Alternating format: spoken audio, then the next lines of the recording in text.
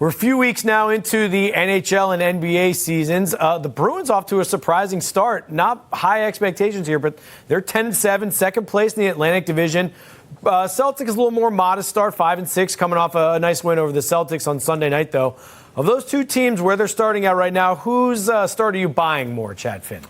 I am actually starting to buy in on the Celtics, Ben. They're not going to win a championship this year. Banner, what is it? 19 isn't going up anytime soon. But I really like what I'm seeing from a lot of people. I like how Jaylen Brown is playing.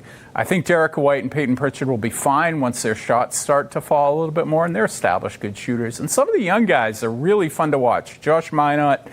Jordan Walsh has been coming on. It looked like he was buried. Now he's knocking down game-clinching three-pointers. And Hugo Gonzalez looks like a steal in the draft just with the energy that he plays with. So I think the Celtics team is going to be much more entertaining than we thought. And we'll probably win a few more games than we anticipated. So, I'm not buying the Celtics start because at 5-6, they're 10th in the East. How dare you? And, I think they're better than 10th in the East. So I'm not buying that this bad.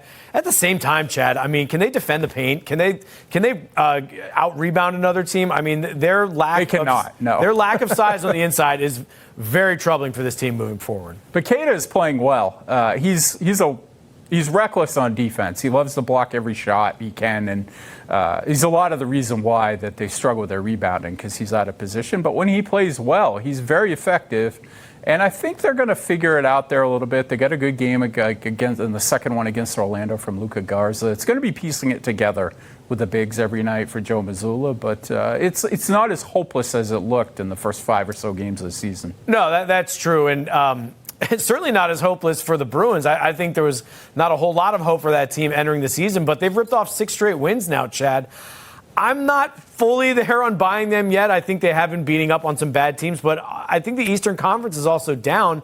They will have a good test this week, later this week when they play Montreal, and then they head out west again. They had their struggles on the West Coast, but Morgan Geekie apparently is going to be a 50-goal scorer. Who knew, Chad?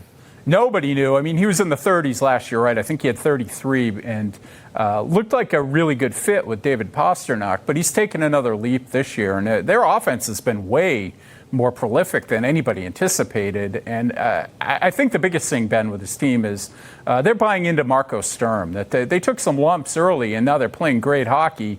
That reflects really well on the coach. Yeah, and the NHL is a sport where you can grind your way through 82 games and grind your way to that 8th seed and get into the playoffs. And, it's probably not going to end in a cup run for the Bruins this year, but I am buying the fact that they can Marco Sturm their way into one of those final playoff spots, just as long as they can figure out maybe some more on the goaltending in there.